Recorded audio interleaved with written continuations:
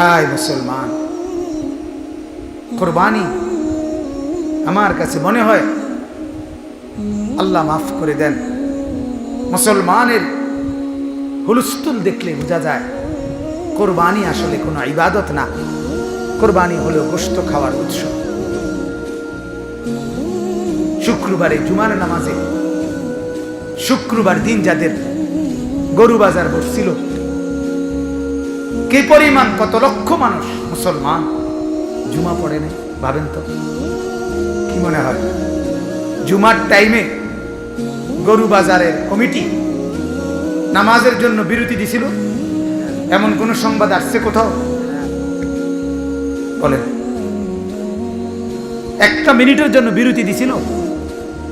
তাহলে এরা জুমা পড়ছে কোথায়? এরা আসর পড়লো কোথায়? এরা মাগরিব পড়লো কোথায়? হ্যাঁ, গতকাল ঈদের দিন জোহর, আসর, মাগরিব কত লক্ষ মুসলমানের ছুটে গেছে কন্ত? কথা বলেন না, আরে ছুটছে কি না বলেন না তো? আচ্ছা, আশ্চর্য শুনেন, আশ্চর্য আজকে ফজরের সময় আমি আমার ছেলে সহ ফজরের নামাজে মসজিদে যখন গেছি, ইমাম সাহেব গতকাল আসরের পরে বাড়িতে গেছে, সারাদিন কাজ করে বেচারা হয়তো গেছে, ফজরের নামাজের সময় মসজিদ তালা মারা, কোনো আজানও হয় নাই, একজন মুসল্লিও আসেন কেউ।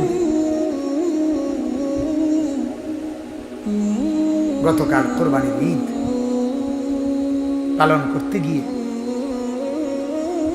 গরুর গোশতের উপরে মেহনত করতে গিয়ে পরিমাণ ক্লান্ত হয়েছে, যাদের হয়তো মুখের বা বলবো এই আসর মাগরিব এসা পড়ছি না, আর আমরা আইছেন ফজরের টাইমে।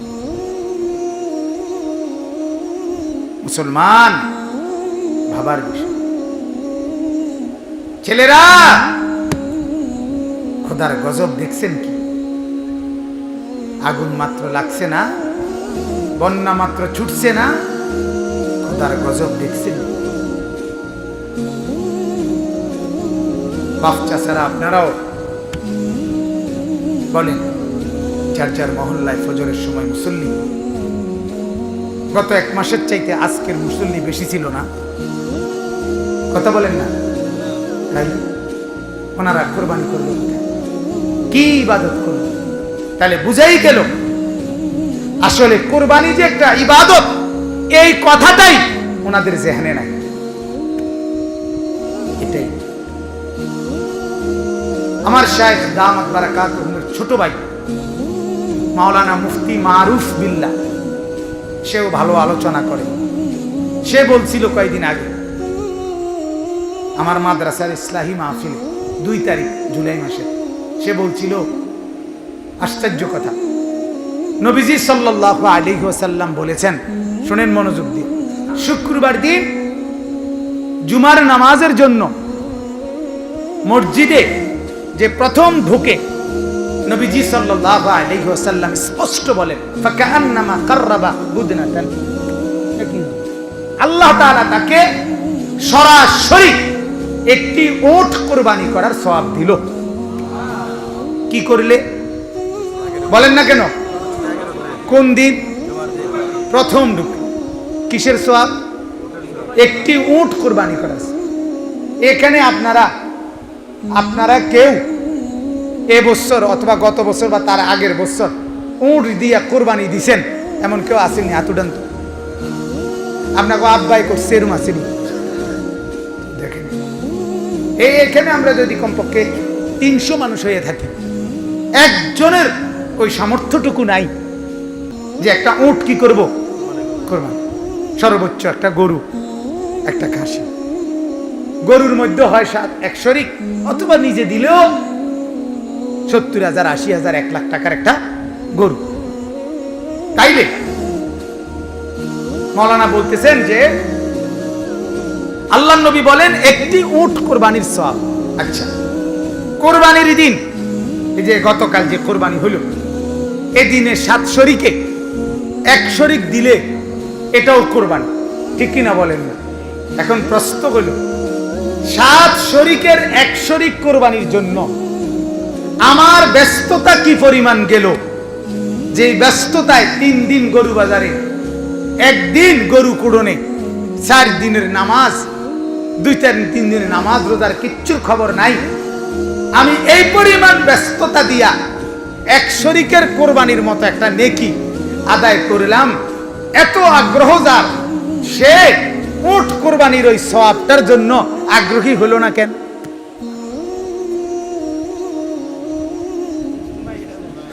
কিরে বসি,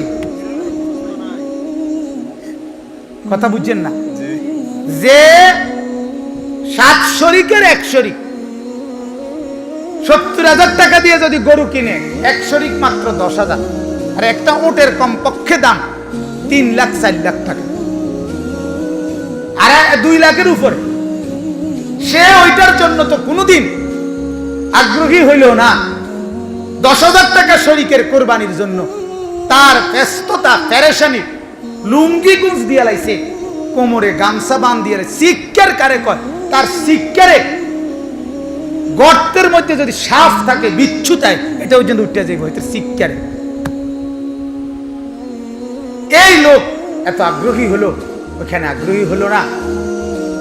নবীজি সাল্লাল্লাহু আলাইহি সাল্লামের পরিষ্কার হাদিস, আমার শায়েখ দিবানিশি বলে, হাদিস পড়ে শোনা, আল্লাহ নবী সাল্লাল্লাহু আলাইহি ওয়াসাল্লাম বলেন, প্রতিদিন যে 100 বার আল্লাহু আকবার বলেন তো, এই শুধু এই তাসবিহটা 100 বার পড়বে, তাকে আল্লাহ তাআলা 100 হাজী সাহেবদের উট কুরবানির সওয়াব দান করবে।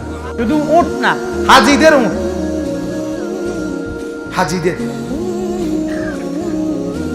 হাজীদের 100 উট কুরবানির সওয়াব দান করবে। আপনি এত বড় কথা বলিয়াও যদি আপনি আগ্রহী করতে চেষ্টা করেন, আপনি 100 একজন পাইতেন না যে ভাই শুধু 100 বার আল্লাহু আকবার পড়বেন প্রতিদিন, সকালে অথবা বিকালে অথবা দুপুরে। 1 মাস পরে জিজ্ঞাসা করলে, ভাই পড়ছিলেন? হুজুর যেদিন কইছিলেন এই দিন তো খুব বেশি চাপ দেওয়ার কারণে কইছিলাম, আর সুযোগ পাইছি না। বুঝেন তো, ব্যস্ত মানুষ আমরা, দিন আইনা দিন খাই বা কর্ম করে খাই, আমরা কি আর এত সুযোগ পাই? বুঝেন নাই কথাটা? এই 100 উট কোরবানির সওয়াব, কিন্তু তবুও এই আমলটার সুযোগ জুটলো না। 10,000 টাকা শরিকের কোরবানির জন্য আগ্রহের কোনো কমতি দেখা গেল না। কারণটা কি? এ কারণ একটাই, ওই কোরবানি 100 হোক, 1000 কোরবানির সওয়াব হোক, ওইটা সওয়াব আছে, গোশত নাই। এটার মধ্যে গোশত আছে, এই কারণে এটার জন্য মাথা ব্যথা, পেরেশানি, কষ্ট, অস্থিরতার আর সীমা পরিসীমা।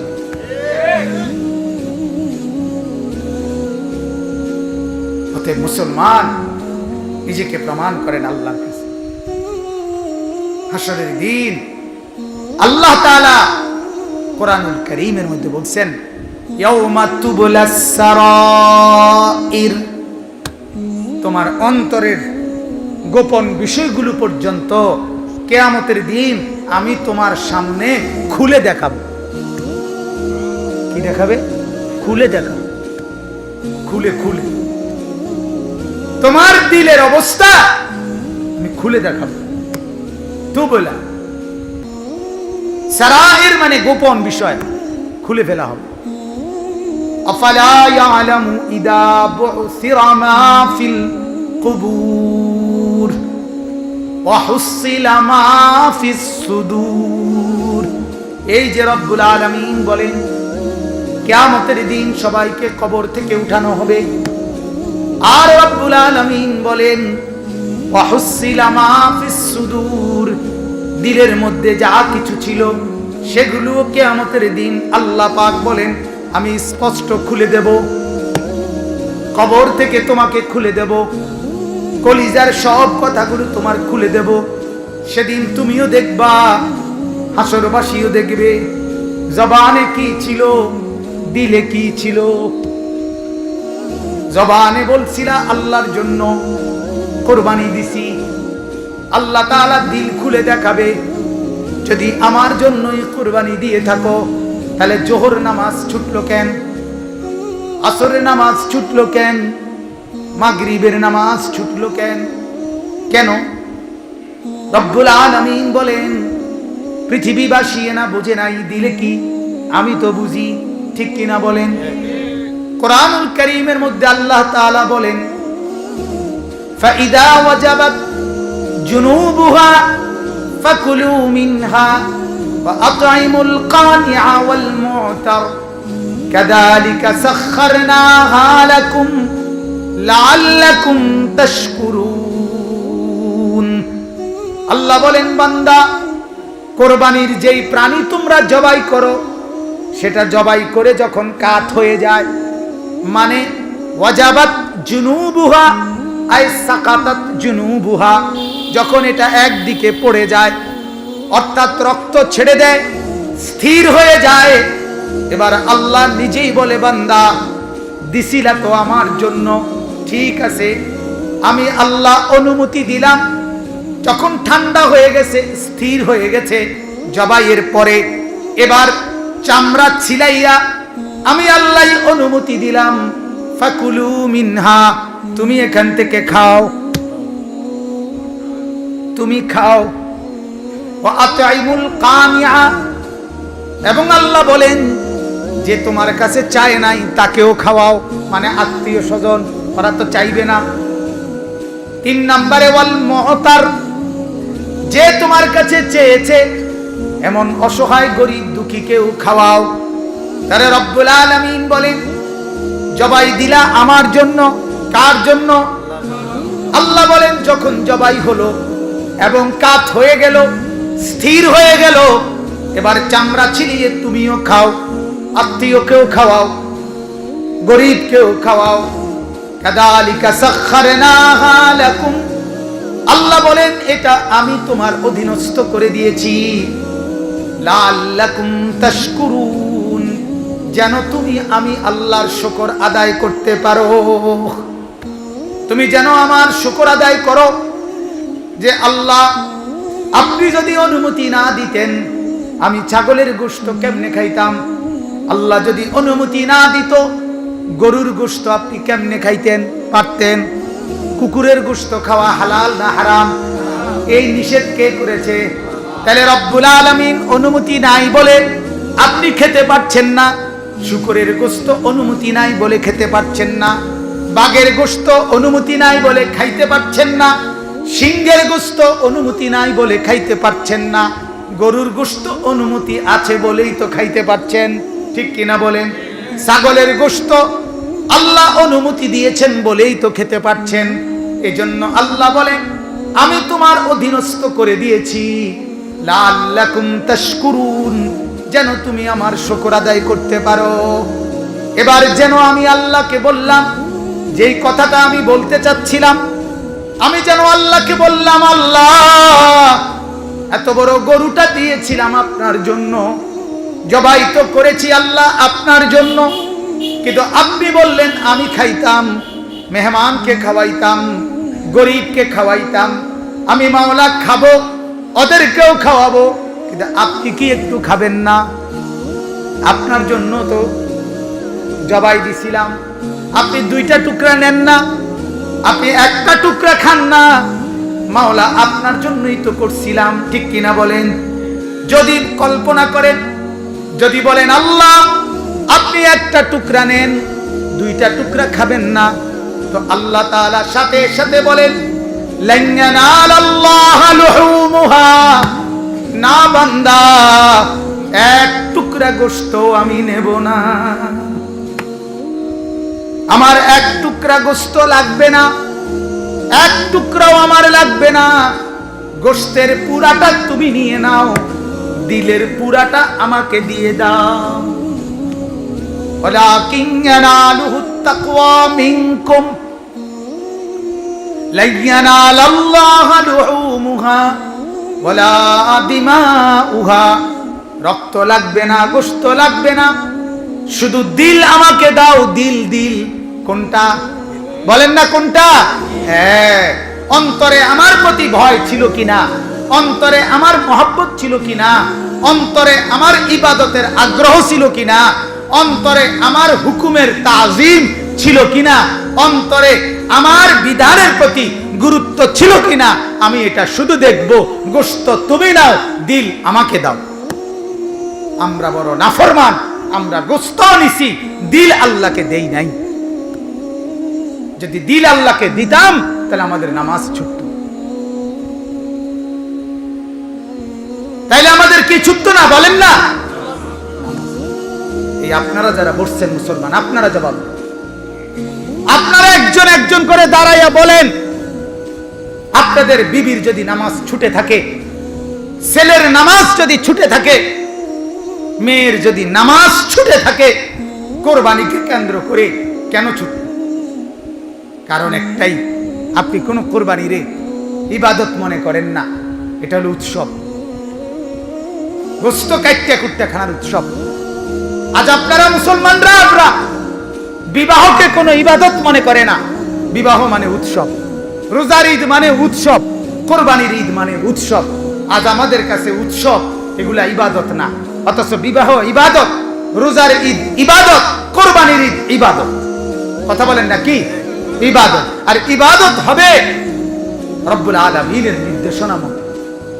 আজকে মুসলমান ভুলে গেছে যে কোরবানি একটা ইবাদত, যার কারণে কোরবানি, গরু জবাই হইতেছে, গরু কুটা হইতেছে, মোবাইলে লাইভ চলতেছে,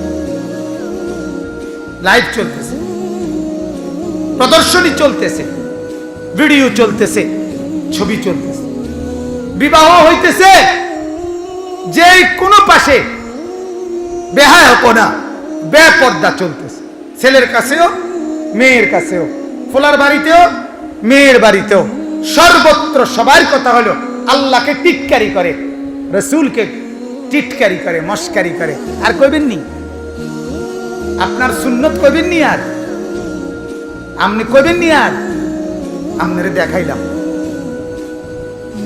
ব্যাকসেট বাজাইয়া নবীরে বুঝাই দিছে, আর কইবেন?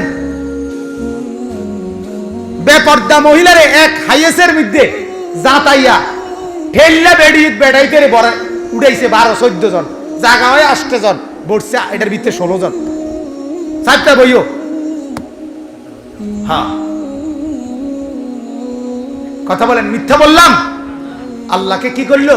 টিটকারি করছে, গাড়ির সামনে দাঁড়াইয়া আল্লাহকে মস্কারি করে। আর আর কইবেন নি পর্দা, পর্দার কথা আর কইবেন নি? আপনি কেন বললেন? চলেন মুসলমান, শেষ পর্যন্ত জন্তু জানোয়ারের মতো কতগুলো খানা খাওয়া আর ঘুম যাওয়া, এই যদি হয় জীবন, তো আর হাইওয়ান আর জানোয়ারের মধ্যে পার্থক্য। অতএব আমার প্রথম কথা এটা, কোরবানি যাদের বন্দিগি ছুটাইয়া ফেলছে, কোরবানি যাদের পর্দা ছুটাইছে, কোরবানি যাদের নামাজ ছুটাইয়া ফেলছে, আপনারা কোরবানি ইবাদতের জন্য দেন নাই, গোশত খাওয়ার উৎসবের জন্য দিছেন। যদি বেটা হন তো দাঁড়াইয়া জবাব দেন যে না, আমি নামাজ না পড়েও এটা ইবাদত করছি। নালে ইবাদত হইলে আপনার নামাজ ছুটলো কেন? কথা বলেন না কেন? গরু কিনতে গিয়ে নামাজ ছুটলো কেন? কোরবানি করতে গিয়ে নামাজ ছুটলো কেন? গোশত করতে গিয়ে নামাজ ছুটলো কেন? বলেন। এজন্য মেহেরবানি করে প্রথম বিষয় এটা, আমাদের এই 2 দিন, আরে গরু কিনা থেকে শুরু করে আমাদের কোরবানি আমরা কোথায় নিয়ে গেছি? আল্লাহ তাআলা তো বলছে, বান্দা আমি গরুও নেব না, আমি রক্তও নেব না, আমি গোশতও নেব না, আমি শুধু দিলটা নেব। কোনটা নিবে? তাকওয়া, তাকওয়া নেব। আমি দেব তোমার জবানে জিকির, তোমার দিলে তাকওয়া। কোরআনে স্পষ্ট আল্লাহ বলছে, কোরবানিতে আমি কি চাই? 2টা জিনিস। কয়টা জিনিস? বলেন না কয়টা জিনিস? 1 নাম্বার, ফাযকুরুসমাল্লাহি আলাইহা সাওয়াফা, সারিবদ্ধভাবে প্রাণী যখন জবাই করবা তখন আমার জিকির করো, আমার নাম উচ্চারণ করো, এটা আমি চাই। আল্লাহ বলেন, কোরবানিতে আমি চাই তোমার জবানে আমার জিকির, আর ওয়ালাকিন ইয়ানালুহুত তাকওয়া, তোমার দিলে চাই তাকওয়া। জবানে চাই, কথা বলেন না, জবানে কি চাই আর দিলে কি চাই? এই দুই জিনিস যার কুরবানিতে আছে তারটাই কুরবানি, বাকিগুলো উৎসব। গোস্ত কাটার উৎসব, খানার উৎসব, খানার উৎসব। আল্লাহ তাআলা আমাদেরকে মাফ করে দেন। মালিক, আমি কালকে গোস্ত যখন কুটতেছে এগুলারে হাতের আঁজা দিয়া দিয়া পাল্লির মধ্যে উঠাইতে আছে আমাদের কুরবানি, আমার কয়বার যে তাকাইছি, তাই বলতেছি দেখেন ভাই, মালিকের কি পরিমাণ ইহসান। আল্লাহ তাআলা অনুমতি দিয়েছেন বলে আজ আমরা খাইতে পারতেছি, নিতে পারতেছি। নাই তো কুরবানি তো স্পষ্ট কোরআনে আছে সূরা আলে ইমরানের মধ্যে যে বিকুরবানিন তাকুলুহুন নার। আল্লাহ তাআলার পক্ষ থেকে কুরবানির বিধান ছিল এমন, কুরবানি করত আল্লাহর বান্দারা উত্তম জিনিস রেখে আসতো কোন উঁচু জায়গায়, তাকুলুহুন নারু, আগুন এসে ওই কুরবানির জিনিসটাকে জ্বালাইয়া ফেলতো, খাইয়া ফেলতো, মানে জ্বালাইয়া ফেলতো। এটাই ছিল কুরবানি। এক ফোঁটা খাওয়ার অনুমতি ছিল না। রব্বে করিম তার মাহবুবে করিমের মহব্বতে, এই বন্ধুর মহব্বতে, আখিরি নবীর মহব্বতে বলছে, দোস্ত সবার জন্য একরকম, আপনার জন্য আরেক রকম। সবার জন্য জ্বালায়া দিছি, আপনার জন্য খাইতে দিছি। যান আপনি খান, আপনার উম্মতকে খাইতে বলে। ফাকুলু মিনহা, বাহ কি মায়া এটা, ফাকুলু মিনহা, তুমি খাও। আল্লাহ বলছেন জবাই হইছে, তো আমি যেন বললাম জি আল্লাহ জবাই হইছে, এটা ঠান্ডা হয়ে গেছে, আচ্ছা এখন তুমি খাও। ফাকুলু মিনহা, আব্বু তুমি খাও। আল্লাহ যেন বলে বান্দা তুমি খাও। আল্লাহ তাআলা অনুমতি দিয়েছে, আল্লাহ তাআলা অনুমতি দিয়েছে। এরপরে আমি বললাম আমি কুরবানি দিছি, ওই যে আমাদের জাহিদ ভাইয়ের ভাই মাওলানা আবু তাহের, আপনাকে ও তো কোরবানি শরীক হতে এই গ্রামের লোক কি, তো আপনার তো বললাম আবু তাহের ভাই দেখেন গোশত এইভাবে দুই হাতের আঞ্জা দিয়া উঠাইতে আছেন মাফারাইয়ার, ওই যে যেটি দিয়ে এখন মেশিনে স্কেলে ডিজে দোকানে যে মাইপা দেয় না, এগুলা রাখলেই যে লেখা ইয়া ওঠে কেজির মাপ, এগুলা দিয়ে আর কি। আমি বললাম অথচ 1 কেজি গোশত কিনতে 2 কেজি গোশত এই দোকানে সারা বছর কিনতে সময় যদি আমরা ফাটতাম যে চারিদিকে সিসি ক্যামেরা বয়াইতাম যে কোনান দিয়া আর ডিডি ঢুকা, ঠিক নি কথাটা, এখান থেকে কদ্দুর হেনতে কদ্দুর হেনতে কদ্দুর মিলাইয়া দুটা বাড়ি দিলেই হেনতে হেনতে কদ্দুর মিলাইলেই 1 কেজি হয়ে যায়, ঠিক কিনা বলেন না? 2 কেজি গোস্ত দিছে 13 পাওয়া যায় না, এটা কিটা দিছে, ঠিক কিনা বলেন? আজ আমরা আজল দিয়া দিয়া আঞ্জা দিয়া দিয়া 2 হাতে দিয়া দিয়া গোস্ত মাপলাম, ভাগ করলাম, ঘরে আনলাম আর দিল খুলে খাইলাম। আয় হায়, শুধু এই বক্ষণের পরেও তো আল্লাহ পাকের সেজদা দিয়ে পড়ে থাকার কথা, কিন্তু কি পরিমাণ সত্য নাফরমান। এত বড় ইহসানের পরে আল্লাহ তাআলা অনুমতি দেওয়ার পরেও, খাওয়ার মতো সুযোগ করে দেওয়ার পরেও, এরপরেও নাফরমান একটা সেজদা দিতে রাজি না। আরে তোর মতো গাদ্দার, তোর মতো জানোয়ার, তুই ওই গরুর চাইতে খারাপ, তুই ওই ছাগলের চাইতে বড় জানোয়ার, তুই বড় নিকৃষ্ট জানোয়ার। যারা গোশত খাইলি কিন্তু সেজদা দিলি না, তুই বড় জানোয়ার, তুই বড় জানোয়ার, তুই বড় জানোয়ার। বলেন সবাই বলেন, কে জানোয়ার? সেজদা যে দেয় নাই সে জানোয়ার, বলেন সে জানোয়ার। আল্লাহ তাআলা এত সুন্দর অনুমতি দিলেন, সেই মালিকের একটা সেজদা দিতে রাজি না। তোর মতো পাথর, আরে পাথরও তো এত শক্ত হয় না, ডাকাত জানোয়ার তো এত শক্ত হয় না। মানুষের বাচ্চা কেমনে এমন হয়? মানুষের বাচ্চা কেমনে এমন হয়? মুসলমানের বাচ্চা কেমনে এমন হয়? মিয়া কেমনে বললে বুঝবেন? তওবা করেন, তওবা করেন মুসলমান। যাদের ছেলে নামাজ পড়ে নাই, মেয়ে নামাজ পড়ে নাই, বিবি নামাজ পড়ে নাই, চোখের সামনে আলাপও করে না, জিঙ্গায়ও না বেডিরে, তুই নামাজ পড়ছ কি ডাকাতের ডাকাত?